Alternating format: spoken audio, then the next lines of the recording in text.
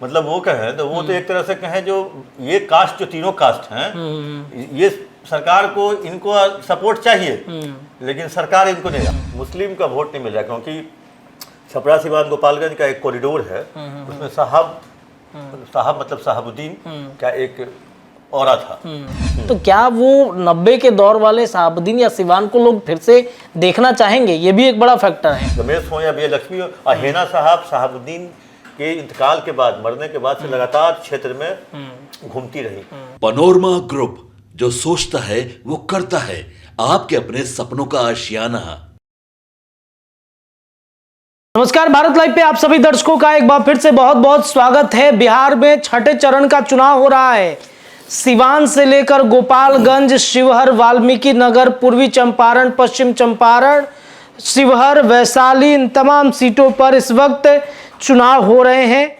दिन के बज चुके हैं 11 और 11 बजे जो वोटिंग प्रतिशत है वो तो हम आपको बताएंगे ही, लेकिन आपको बता दें कि जिस तरीके से सुबह से लगातार अलग अलग लोकसभा सीटों पर चुनाव हो रहे हैं, बयानबाजियां हो रही हैं वोट डालने के बाद कि अब की बार 400 पार होगा, कि महागठबंधन इस बार जीतेगा, कि निर्दलीय प्रत्याशी हावी रहेंगे।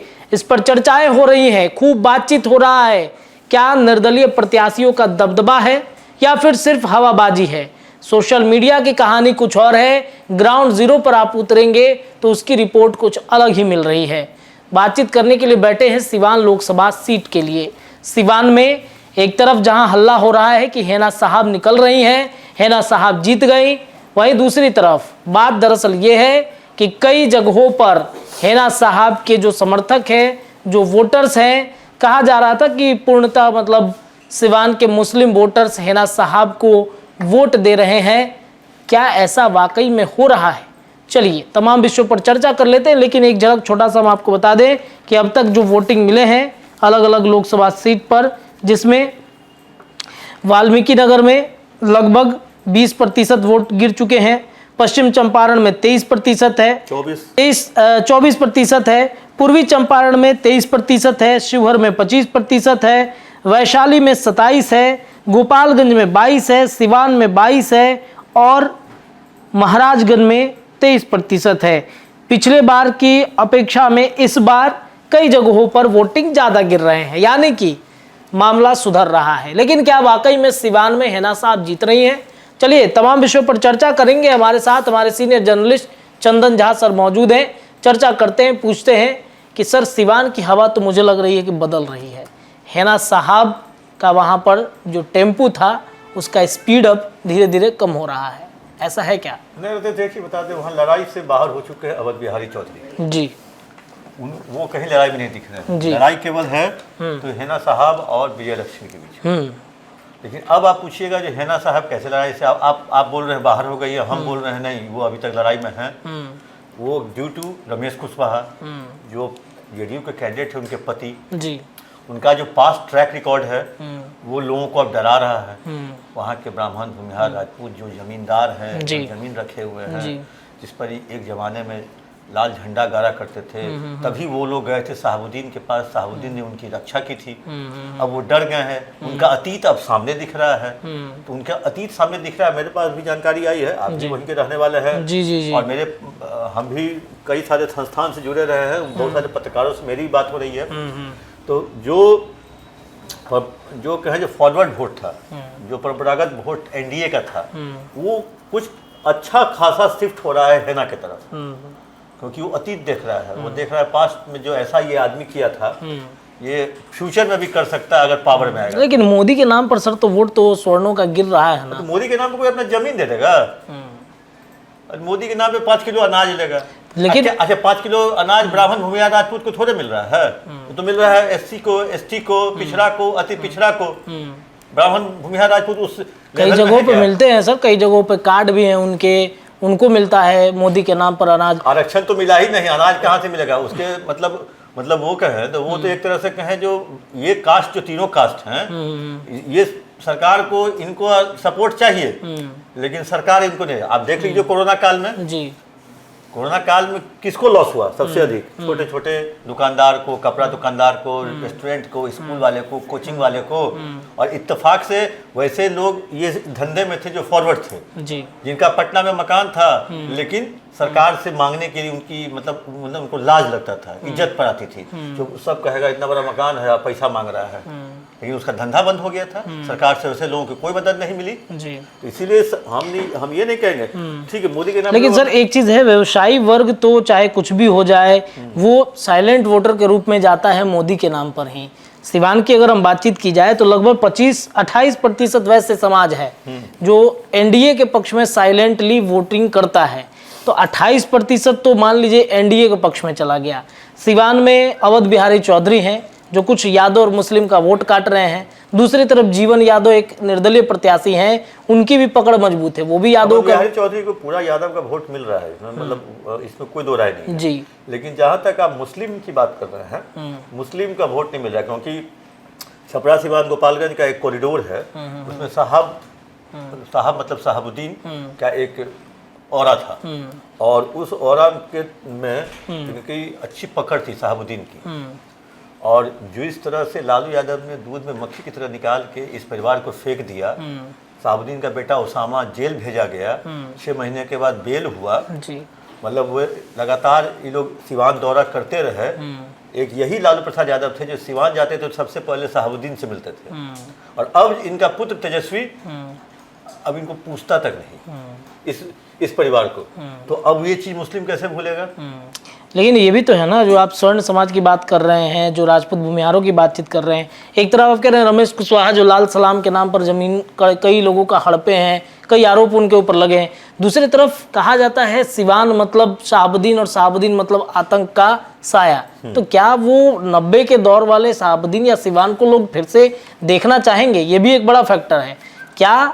चलिए मान के चलते हैं ना साहब कुछ नहीं आपने कभी लेडी डॉन देखा है? कहीं भी किसी भी कोई लेडी को डॉन बनते हुए नहीं देखा। वो साहबुद्दीन थे तो डॉन थे, लोगों की रक्षा करते थे। उनकी पत्नी है, ठीक है, उनके खौफ के मतलब नाम पर, उनके किए गए कार्यों पर, अच्छे या बुरे जो भी कार्य हों, उसके काम पे वो चुनाव लड़ रही हैं। ठीक है, साहबुद्दीन का साया रहेगा क्या? साहबुद्दीन ऊपर से आएंगे बंदूक लेकर के, 47 लेकर के अपहरण करने के लिए? उनके आदमी तो है ना सर। हाँ, उनके आदमी है, लेकिन अब वो टोली नहीं रही, अब वो बिखर सा गया। जब घर का मुखिया जब नहीं रहता है ना, तो घर बिखर जाता है। अब वही अपने पुराने कुछ लोगों के सिपा सलाहकार के साथ लेकर के, जो उनके विश्वास पात्र हैं, जो परिवार के विश्वास पात्र हैं, उनको लेकर के घूम रहे हैं। लेकिन अब खैर ये बात तो अब 4 तारीख को चलेगा पता, लेकिन जो ट्रेंड हम लोग को दिख रहा है, सिवान में 19 के मुकाबले अभी जो पहले 4 घंटे का मतदान हुआ है, उसमें 24 में ज़्यादा मतदान हुआ, लगभग 1.5% जी। ये ट्रेंड अगर बढ़ता गया तो जो मेरी जानकारी है तो वो है जो मुस्लिम और फॉरवर्ड का वोट अभी हैना को मिल रहा है, यादव का अवध बिहारी चौधरी को मिल रहा है, कुशवाहा भी मिल रहा है, मतलब ये वैश्य समाज का आप कहिएगा तो एनडीए को मिलेगा। एक तरह से कहें जो राजपूत समाज भी नाराज था कविता सिंह का टिकट कटने से। आप देखे होंगे कल एक कहीं हम तस्वीर देख रहे थे किसी मंच पे, किसी मैरिज हॉल टाइप या किसी होटल में हुआ था कार्यकर्ता सम्मेलन परसों, उसमें लेसी सिंह तो वहाँ 1 सप्ताह से कैंप कर रही थी कविता सिंह को बनाने के लिए। वहाँ दिखे हमको मंजीत सिंह, गोपालगंज वाले पूर्व विधायक मंजीत सिंह। फिर दिखे प्रभुनाथ सिंह के पुत्र रणधीर सिंह। मतलब कहीं ना कहीं राजपूतों को एक मंच पे लाने का मतलब क्या है? मतलब लगता है राजपूत नाराज हैं, और राजपूत की संख्या भी लगभग हम बोलता है जो टोटल फॉरवर्ड मिला के 4 लाख है। 4 लाख है, 1.5 लाख की संख्या में राजपूत मान के चलिए वहां पर है, 1.5 लाख के करीब में। तो इसीलिए तो फिर भी लेकिन मान लीजिए कि राजपूत हैं, जैसे कि जहानाबाद की सीट की अगर बातचीत की जाए, भूमिहारों में एक नाराजगी थी एनडीए के पक्ष में, लेकिन अंततः वहां पर एक बड़े भूमिहार समाज के नेता को बुलाया गया, वहां पर राजपूतों को गोलबंद कर ली गई।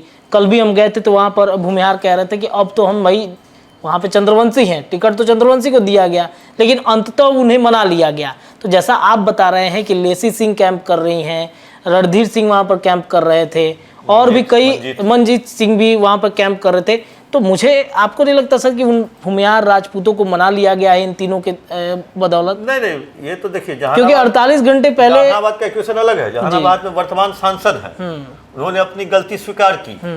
वो भूमिहार टोले में, ब्राह्मण टोले में, राजपूत टोले में घूमकर लोगों से माफी मांग रहे हैं जो अगली बार ऐसा गलती ना होते, हम एबत तो हम सब काम करब। यहाँ तो कोई रिपीटे नहीं ना है। ये जाके किससे माफी मांगेंगे? विजय लक्ष्मी कभी आई है, घूमी थी क्षेत्र में, लोगों को देखा था, पहली बार तो लोग देख रहा है। 2015 में रमेश कुशवाहा उनके पति विधायक बने थे, 15 से लेकर 24 9 साल हो रहा है। तो 9 साल में ये रहे आउट, सीन से आउट रहे। तो 9 साल तक कोई सीन से आउट रहता है। हम ही आप अगर 6 महीना अगर कैमरा पे बैठना छोड़ दें तो 7वें महीने कोई पूछेगा? लोग भूल जाएंगे रत्नेश कौन थे और चंदन झा कौन थे। इसलिए फील्ड में सक्रियता बहुत जरूरी होती है। रमेश हो या विजय लक्ष्मी हो। और हेना साहब शहाबुद्दीन के इंतकाल के बाद, मरने के बाद से लगातार क्षेत्र में घूमती रही, हर चीज में वो शामिल होते रही। मतलब आपको रामनवमी में शामिल हुई, कन्या पूजन में, उसके बाद कहे जो क्या कहे इसको, नॉमिनेशन के दिन मंदिर होते हुए गई, गणेश जी के मंदिर, प्रसाद चढ़ाया, लोगों को प्रसाद बांटा। तो एक तरह से कहे जो ठीक है, आप कह रहे हैं जो वो आउट है। वो कुछ आंकड़े हैं हमारे पास में जिसमें हम बता दें। देखिए, सिवान में जीरादेई, दरौंधा, रघुनाथपुर, इन 3 जगहों पर सबसे ज्यादा हेना साहब को वोट मिल रहे हैं। इसके अलावा सदर से गायब हैं।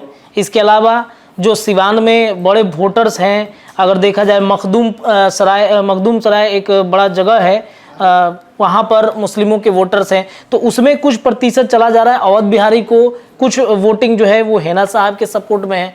और आप कह रहे हैं कि राजपूत भूमिहार का एक बड़ा वोट बैंक दे रहा है। 48 घंटे पहले की बात है, हम भी लगातार फोन पे बात कर रहे थे, वो अंततः मोदी के नाम पर। आप अपनी बात को अपने ही काट रहे हैं। आपने 6 विधानसभा में 3 में कह दिया है जो हेना का लीड है। जी बिल्कुल, ये आंकड़ा है। 3 में लीड है और बाकी 3 में कुछ पड़ रहा है। हाँ, कुछ पड़ रहा है, मतलब वहां से ट्रांसफर हो रहा है। तो फिर लड़ाई से कैसे बाहर कर दिया? सिवान सदर का वोट नहीं है ना उनके पास में। सिवान सदर के निर्णायक वोटर्स होते हैं। आप ही बोल रहे हैं जीरादेई, बरहरिया, दरौंदा, रघुनाथपुर, अच्छा हाँ 3 जगहों पर उन लीडिंग में चल रही हैं। लेकिन सबसे निर्णायक भूमिका सिवान सदर की होती है। सिवान सदर में 28% मैंने बताया कि वैसे समाज हैं, तो वो वोट अगर नहीं करेंगे तो निर्णायक भूमिका से तो आउट हो जाएंगे। सदर अगर मान लीजिए पूरा वेस्ट को चला गया, जेडीयू को जी, और जीरादेई, रघुनाथपुर, दरौंदा में नहीं मिला कुछ भी, तो आप जिता दीजिएगा। वहां पे भी तो जीरादेई में भी तो एक हो सकता है, ये आंकड़ा है, वहां भी तो हो सकता है जैसे अवध बिहारी चौधरी हो गए, जीवन यादव होंगे। वहाँ सबसे पहली बार एमएलए बने थे जीरादेई से, जी हमको तो प्रतापपुर वही है, प्रतापपुर नहीं, सिवान में ही है। हाँ, वो सिवान में ही है, सिवान से ही बने थे वो। हाँ। जीरादेई में वहां पर रमेश कुशवाहापुर में विधायक थे वहां पे। अच्छा, तो इस वजह से तो कहीं ना कहीं देखिए एक चीज, आप अपनी बात को अपने काट रहे हैं जी, जल्दी से हम खत्म करेंगे इस जीरादेई में रमेश कुशवाहा विधायक थे जी। अब आज के डेट में हेना को पड़ रहा है वोट, क्या ट्रेंड है? मतलब रमेश के खिलाफ लोग वोट दे रहे हैं हेना को, तो ऐसा कई जगहों पे हो सकता है। जी जी जी। तो इसलिए ये अभी 40 घंटे का वोटिंग हुआ है, अभी वोटिंग ट्रेंड बदलता भी है, और वोटिंग ट्रेंड बदलता भी है। लोग जैसे जैसे दिन बीतता है, लोगों की सोच बदलती है, लोग एक वेव पे, हवा पर वोट देता है। जैसे हम आपको कोई बोला उसको वोट पड़ रहा है, ऐसे ही सिवान शहर में इससे ज्यादा आग की तरफ बात फैल रही होगी। फलना बूथ पर तो उसको पड़ रहा है, फलना टोला में तो उसको पड़ रहा है, उसके हिसाब से भी लोग अपना मिजाज बदलते हैं। इसलिए हम मेरे हिसाब से कुछ वोट तो सर जीवन यादव भी काट रहे हैं, यादव का कुछ वोट तो काटेंगे ना वो, तो इसलिए बोले अवध बिहारी चौधरी रेस में नहीं है, मतलब अवध बिहारी चौधरी साइड है। हाँ, अवध बिहारी जो मेन लड़ाई है विजय लक्ष्मी और हेना, 2 महिलाओं के बीच में टक्कर हो गई। चलिए देखिए, सिवान में ये स्थितियां इस वक्त चल रही हैं, और सिवान की अब तक की जो अपडेट है 11 बजे का, वो पिछले चुनाव से लगभग 1 से 1.5% ज़्यादा चल रहा है। क्या होता है शाम में, ये देखना बड़ा दिलचस्प होगा। क्या ये रिकॉर्ड इस बार टूटने वाला है? पांचवें चरण के चुनाव के बाद से वोटर्स लगातार एग्रेसिव हो रहे हैं और ताबड़तोड़ वोटिंग जो है वो कर रहे हैं। हेना साहब पर जो भी अपडेट होगा हम आपको सबसे पहले बताएंगे, लेकिन फिलहाल इस खबर में इतना ही। जुड़े रहिए भारत लाइव पर। बहुत बहुत धन्यवाद। पनोरमा ग्रुप, जो सोचता है वो करता है। अगर ये वीडियो पसंद आई और वह बिहार के राजनीति और बिहारियत से सरोकार रखेनी तो सब्सक्राइब बटन दबा के चैनल के सब्सक्राइब कर ली। ओजे एगो घंटी बा, ओकरा बटन दबा देला से कुल सटीक और मारक खबर रुआ मुफ्त में मिल जाई। अगर रुआ पत्रकारिता के हमनी के नया प्रयोग में सहयोग कर चाहतानी तो ज्वाइन बटन दबा दी। पेटीएम नंबर नोट कर ली 9386816700। धन्यवाद।